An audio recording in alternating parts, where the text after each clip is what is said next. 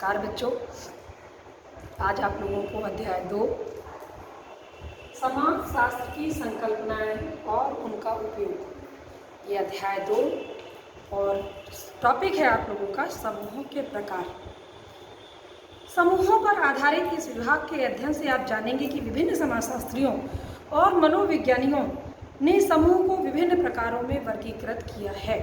यानी समाजशास्त्रियों ने और मनोवैज्ञानिकों ने ये समूह को कई प्रकार में वर्गीकृत किया है। अधिकतर मामलों में वे परंपरागत छोटे समाज अथवा आधुनिक और बड़े समाज में अपने अपने समूह के बनने के तरीकों में अंतर को दिखाते हैं। जैसा कि पहले बताया है, परंपरागत समाजों में नज़दीकियाँ, घनिष्ठता, आमने सामने की अंतःक्रिया होती थी, यानी आपस में पारस्परिक संबंध बहुत ज़्यादा घनिष्ठ होते थे। वे इसी अंतर से प्रभावित हुए, तथापि विरोधाभास के कारण साथ वास्तविकता का सटीक वर्णन नहीं है। प्राथमिक और द्वितीयक समूह। अब बच्चों, प्राथमिक समूह वो होते हैं जो हमारे क्लोज होते हैं, नज़दीक होते हैं, जैसे हमारे भाई बहन, हमारे माता पिता, हमारे मित्र मंडली, हमारे अड़ोस पड़ोस के लोग, ये प्राथमिक समूह के सदस्य कहलाते हैं, क्योंकि इनसे हमारा जो सहयोग है, ये पारस्परिक सहयोग, ये बहुत ज़्यादा मात्रा में होता है। अटैचमेंट इससे ज़्यादा होता है, अंतःक्रिया ज़्यादा होती है, यानी सारी चीज़ें जो हैं इसमें ज़्यादा होती है। इसके अलावा अगर द्वितीयक समूह देखें तो जैसे पुलिस है, सेना है, ये हमारे समाज के जो दूसरे समूह हैं, ये हमारा द्वितीयक समूह कहलाता है।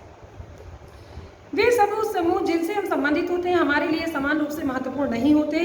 कुछ समूह हमारे जीवन के कई पक्षों को प्रभावित करते हैं और हमें दूसरे व्यक्तिगत साहचर्य में लाते हैं, यानी अपने संपर्क में लाते हैं। व्यक्तिगत साहचर्य का मतलब अपने संपर्क में लाना।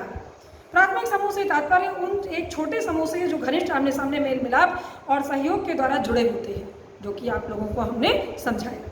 प्राथमिक समूह के सदस्यों को एक दूसरे संबोधित होने की भावना होती है। परिवार, ग्राम, मित्रों के समूह प्राथमिक समूहों के उदाहरण हैं।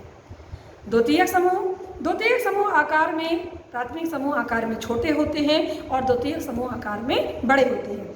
द्वितीयक समूह आकार में अपेक्षाकृत बड़े होते हैं, उनमें औपचारिक और अवैधिक संबंध होते हैं, यानी उसमें व्यक्तिगत संबंध, आपसी संबंध नहीं होते।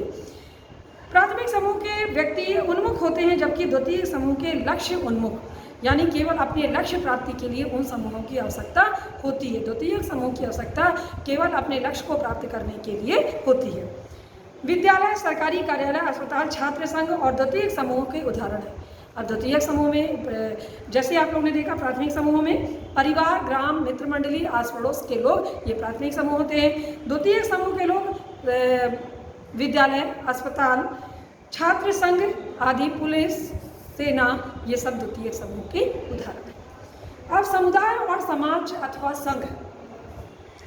पुराने परंपरागत कृषि जीवन में नए आधुनिक शहरी जीवन से विभिन्न संबंधों, जीवन शैली के आधार पर तुलना करने का विचार शास्त्रीय समाजशास्त्रियों की लेखन की ओर ले जाता है। समुदाय का तात्पर्य, अब देखिए समुदाय किसे कहते हैं।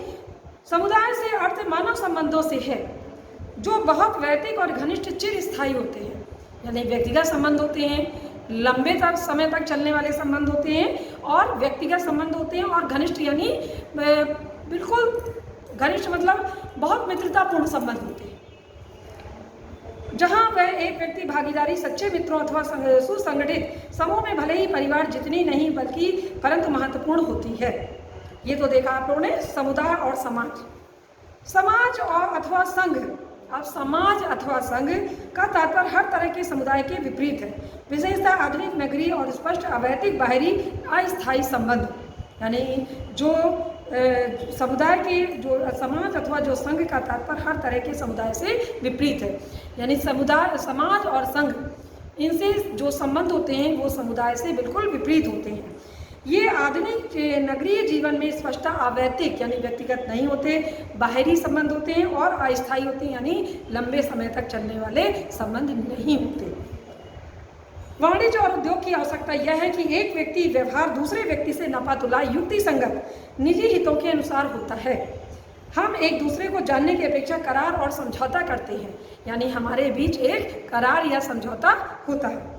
प्राथमिक समूह को समान मानते हैं और संघ और द्वितीयक समूह को समतुल्य मान लेते हैं। तो बच्चों आज केवल इतना ही। अगले वीडियो में हम अंतः समूह और बाह्य समूह के विषय में पढ़ाएंगे। धन्यवाद बच्चों।